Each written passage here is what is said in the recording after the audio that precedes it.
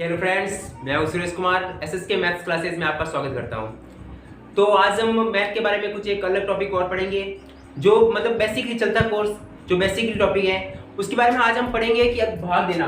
एक तो अगर हम भाग देते हैं किसी संख्याओं का, अगर लगातार किसी संख्या का भाग देते हैं, अगर किसी संख्या के अंदर किसी संख्याओं का भाग देते हैं तो शेषफल क्या बचता है उसके बारे में पढ़ेंगे। और दूसरा आज हम पढ़ेंगे बार के बारे में, जो संख्या के ऊपर बार लगा होता है, मतलब कि जैसे 3 के ऊपर बार आ गया, इस तरह अगर बार हटाया जाए तो क्या होगा और क्या होता है उसके बारे में आज हम बात करेंगे। तो आज हम पहले बात करते हैं हम भाग देने के ऊपर। तो लगातार किस संख्या के अंदर हम भाग देते हैं तो क्या आता है उसके बारे में पढ़ते हैं आज। तो पहले देखते हैं हम भाग देना। जैसे अपने पास पहले क्वेश्चन आ गया, अपने पास क्वेश्चन आया कि 23 को लगातार 2 व 3 से भाग देने पर शेषफल क्या प्राप्त होते हैं। ये हमारे पास सवाल आ गया, हमें प्रश्न पूछा गया कि अगर 23 को हम लगातार 2 या 3 से भाग देते हैं तो शेषफल क्या प्राप्त होंगे। तो देखो सबसे पहले भाग दो इसके अंदर, तो हम 23 के अंदर भाग दे रहे हैं 2 का। अगर 2 का भाग देते हैं तो कितना आता है, देखो 11 बार तो कंप्लीटली चला जाएगा और शेषफल कितना बचेगा, एक बार। फिर वापस किसका भाग देना है, हमें 3 का भाग देना है, तो 3 का भाग दो, देखो 3 बार तो चला जाएगा, 3 या 9 हो जाएंगे और पीछे शेषफल कितना बचेगा, तो 2 बार। मतलब कि 23 को अगर 23 को हम भाग देते हैं तो अपना आंसर क्या हो जाएगा, 1,2। अब जब ऑप्शन में देखते हैं तो हमारे पास इस तरह से भी लिखा होता है, ठीक है, जो कि रॉन्ग होगा। ये हमारे पास क्या हो जाएगा, सही हो जाएगा। और कोई क्वेश्चन देखते हैं अगर हम, ठीक है। जैसे संख्या आ गई हमारे पास की संख्या आ गई, जैसे ले लेते हम 37 को लगातार 2, 3, 4 से भाग देने पर शेषफल ज्ञात करना है, ठीक है। तो सेम वही है कि क्या करना है, 37 के अंदर पहले 2 का भाग देना है, 2 का भाग दो, इसमें 2 का एक बार कितने बजे, 1 बज गया तो यहाँ पे 17 हो गया, 17 में कितनी बार जाएगा, 8 बार, ठीक है, 16। तो शेषफल कितना बचा, 1 बज गया। फिर वापस देते हैं 3 का, अब 3 का भाग दो, 3 का भाग पूरा जाएगा, 6 बार जाएगा, 18 हो जाएंगे और शेषफल कितना बचेगा, 0। और उसके बाद में हम इसके अंदर भाग देते हैं 4 का, तो कितनी बार जाएगा, देखो 1 बार जाएगा और शेषफल कितने बच जाएंगे, यहाँ पे 2 बच जाएंगे। तो हमारे पास शेषफल क्या आ जाएंगे, 1,0,2 इस तरह से बन जाएंगे, ठीक है। इसी तरह से अगर कोई भी सवाल आता है हमारे सामने कि भाई लगातार इस संख्या को इन संख्याओं से भाग देना है तो शेषफल क्या बचता है, वो हो जाएगा। अब देखिए क्लास, एक तो ये सवाल हो गया हमारे पास। अब इसी का एक थोड़ा सा उल्टा सवाल आ गया, जैसे इसका विलोम सवाल जो आता है वो कैसे आता है, देखो। अब विलोम सवाल कैसे, जैसे प्रश्न कह दिया कि किसी संख्या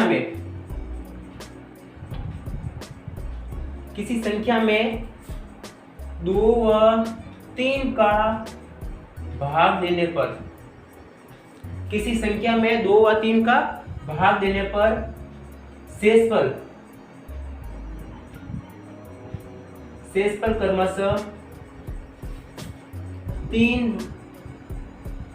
क्रमशः 1 व 2 बचते हैं, तो संख्या ज्ञात करो। अगर सवाल इस तरह से आ गया हमारे पास कि उस संख्या ज्ञात कीजिए जिसके अंदर हम भाग दे रहे हैं, तो क्या करेंगे, देखो तो सबसे पहले यहाँ पे देखो हमें ये संख्या पता नहीं है, ठीक है, और भाग किसके साथ दे रहे हैं हम, 2 और 3 का। शेषफल कितना आ रहा है, 1 और 2, ये आ गया। अब देखिए, अब हमें ये संख्या ज्ञात करनी है, ये संख्या क्या होगी यहाँ पे। तो सबसे पहले यहाँ पे देखो 1 मानते हैं, ये हमें मानना पड़ेगा। जब इस तरह के सवाल को सॉल्व करते हैं तो हमें ये संख्या क्या करनी पड़ेगी, एक यहाँ पे माननी पड़ेगी। 1 को गुणा करो 3 से, 3 को 1 से गुणा किया 3 और 2 जोड़ दो तो कितना हो जाएगा, 5। फिर इसको वापस क्या करोगे, इससे करना है गुणा और ऊपर वाले को क्या करते हैं ना, वापस जोड़। मतलब कि 5 को इससे गुणा किया 10 और 1 11। अब चाहो चेक कर सकते हो ये संख्या कौन सी होगी, 11 होगी। अब देखो 11 के अंदर आप भाग देते हैं, 11 के अंदर हमने 2 का भाग दिया पहले, 5 और जाएगा और शेषफल कितना बचा, 1 बच गया। और फिर 3 का भाग दो तो कितना यहाँ पे भाग दे, देखो 3 का 3, एक बार चला गया और यहाँ पे कितने आ जाएंगे, 2 हो गए। तो देखो 11 के अंदर हम जब 2 और 3 का भाग देंगे तो शेषफल 1 और 2 बचता है। ओके, इसी तरह से आप प्रैक्टिस कीजिए थोड़ा सा इसको, और आगे सवाल देखिए। हमेशा हमें ध्यान रखना है कि इसको यहाँ पे 1 मानना है और आगे बढ़ना है। ठीक है, इन दोनों को तो गुणा करना है और इसके साथ में इसको जोड़ना है। ठीक है, ये हो जाएगा। उसके बाद देखिए, जैसे हमारे पास एक सवाल आ जाता है और एक नॉर्मली क्वेश्चन जो पूछा जाता है हमें, कि वैसे सवाल आ गया कि क्वेश्चन पूछ लिया कि किसी संख्या में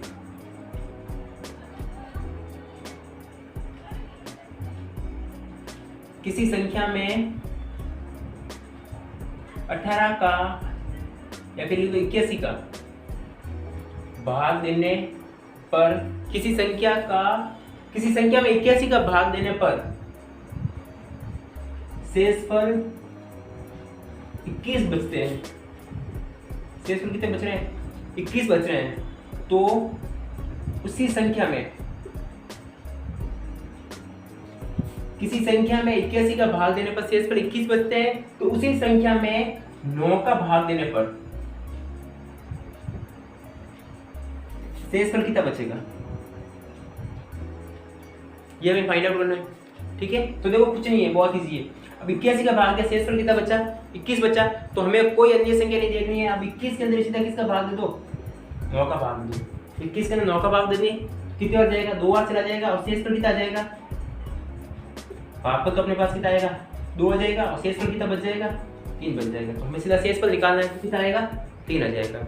मतलब कि अगर हमें ये तो पता नहीं है कौन सी संख्या के अंदर भाग दिया है और कौन सी नहीं दिया, हम ना तो उसे फाइंड आउट कर सकते हैं, ना हम उसका पता लगा सकते हैं। तो सीधा जो शेषफल बचा था उसके अंदर अगर हम 9 का भाग दे देंगे, या फिर जो संख्या है उसका हम क्या कर देंगे?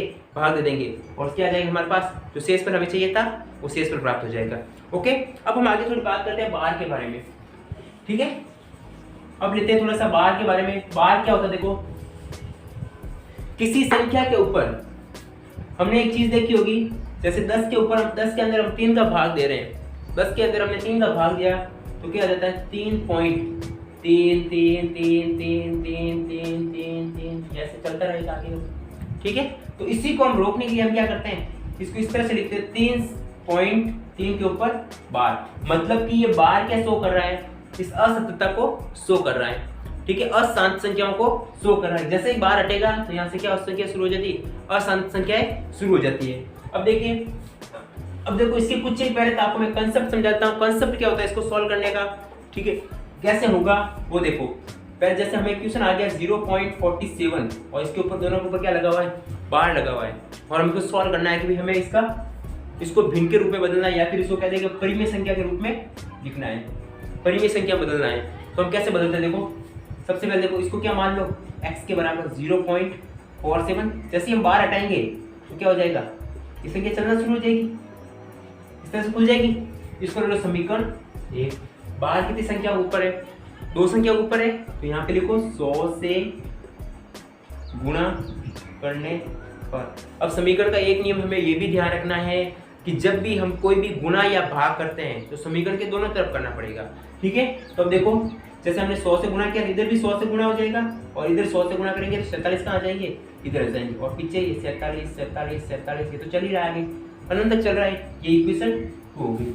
अब हमें यहाँ से समीकरण 1 में से, ये 2 में से कर दो, 2 में से 1 घटाने पर, मतलब कि 100x माइनस 1x किया, और बराबर में कितना बचेगा? देखो 47.47 माइनस इधर क्या बचेगा? 0.47 ये पीछे 47 से 47 तो कैंसिल हो जाएगा। इधर कितना बचेगा? यहाँ पे ये 99x हो जाएगा, और इधर कितना बचेगा? 47 हो जाएगा। ये गुणे में कहाँ चला जाएगा? भाग में। तो x बराबर क्या हो जाएगा? 47/99। ठीक है, 47/99 हो जाएगा। कर सकते हैं हम इस तरह से। ठीक है, ये तो इसका क्या है? पूरा कंसेप्ट है। अगर हम कंपटीशन का एग्जाम कर रहे हैं और उसके अंदर इस तरह से करने बैठ गए तो फिर एक ही सवाल हो पाएगा हमारा। तो हम देखो इसको अगर शॉर्ट ट्रिक से करें, ठीक है, तो इसी को अगर हम शॉर्ट ट्रिक से करें, देखिए कंसेप्ट कराने का मतलब ये होता है कि आपको पता होना चाहिए ये चीज आई कहाँ से। ठीक है ना, तो इसीलिए आपको पहले कंसेप्ट बताया जा रहा है कि इससे कंसेप्ट आपको पता रहे कि दिमाग के अंदर ये शार्प रहे कि ये कहाँ से चीज आई है, ये भी हमें पता होना चाहिए। ठीक है, अब देखो अगर हम करते हैं सॉल्यूशन करते हैं, किसी संख्या के ऊपर बार आता है तो बार आने पर हम क्या करेंगे, तो यहाँ पे देखो लिखो, तो जितनी संख्याओं के ऊपर बार होगा उतने ही 9 नीचे आ जाएंगे।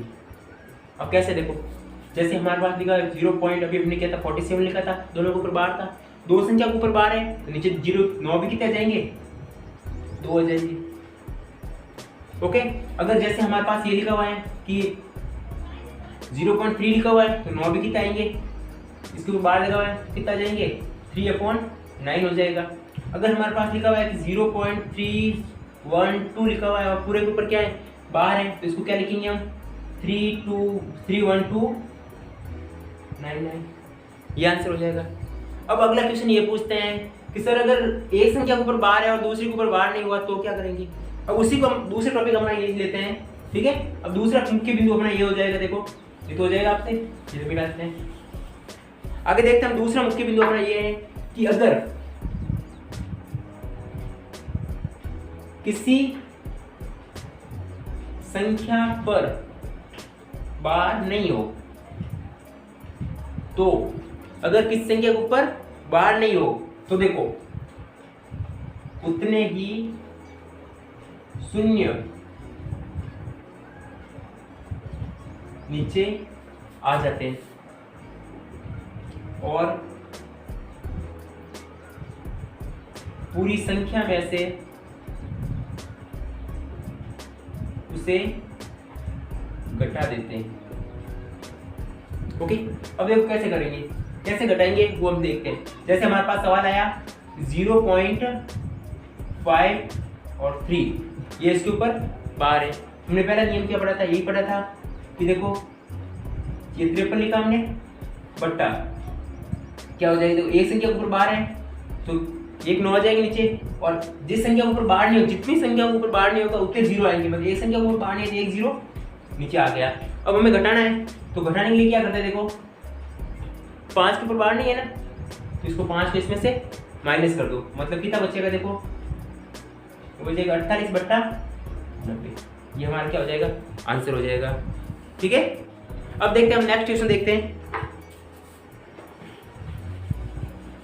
जैसे सवाल आ गया हमारे पास कि 0.327 ऊपर क्या है, इसके बाहर आ गया। अब इसको अगर सॉल्व करते हैं तो क्या आएगा, देखो 527 और नीचे क्या आ जाएगा, देखो एक संख्या के ऊपर तो एक संख्या के ऊपर, और दो संख्या ऊपर बार नहीं है तो 2 0 हो जाएंगे नीचे, और माइनस क्या करेंगे इसमें से, 52 के ऊपर बार नहीं है, 52 को माइनस कर दो तो क्या बचेगा, देखो माइनस करो तो कितना हो जाएगा 5, और यहाँ पे 12 में 7 और 4/900, ये सॉल्व हो जाएगा। ओके, अब नेक्स्ट क्वेश्चन अपने पास ये बनता है, सर कोई आगे संख्या आ गई तो जैसे 3.52 और बाहर आ गया, इस तरह से आ जाती है, तो देखो ये 3 संख्या अलग है, ठीक है ना, इसको क्या रखेंगे, यहाँ पे सही में रख देंगे इसको, 3 सही, मतलब 3 सही, ये आगे 52 और यहाँ पे देखो 9 और आगे 1 0 तो 1 0 हो जाएंगे, तो 3 माइनस क्या करेंगे इसमें से, 5 माइनस करेंगे ना, क्योंकि 5 के ऊपर बार नहीं लगा हुआ, 3 का कोई नहीं है रोल, 3 आगे पड़ा रहेगा, बस इतने छोड़ना है इसको, तो माइनस कर दो कितना हो जाएगा 48 और यहाँ पे 90 हो जाएंगे। ठीक है, अगर इस तरह से आ गया, और सवाल देखते हैं, तो अगर ऐसे आ जाता है कि 75.32573 यहाँ तक आ गया तो क्या करेंगे, देखो ये 75 का 75 ये हो जाएगा अपने पास, और यहाँ पे 32573 माइनस क्या करेंगे 32, और अपॉन में क्या आ जाएगा, देखो 3 संख्या के ऊपर बार है तो 3 तो 9 आएंगे, और 2 संख्या के ऊपर बार नहीं है तो 2 0 आ जाएंगे, तो यहाँ पे 75 और माइनस करो कितना आ जाएगा, देखो 1 4, बाकी तो ये 5 2 3 और नीचे 3 टाइम 9 और डबल 0, ये हो गया सॉल्यूशन। ओके, देखिए इसके ऊपर भी आप प्रैक्टिस करते रहिए, और अगर वीडियो पसंद आ रहा है तो लाइक शेयर कमेंट जरूर करें, आगे से आगे शेयर करते रहें और सपोर्ट रखें। Thank you.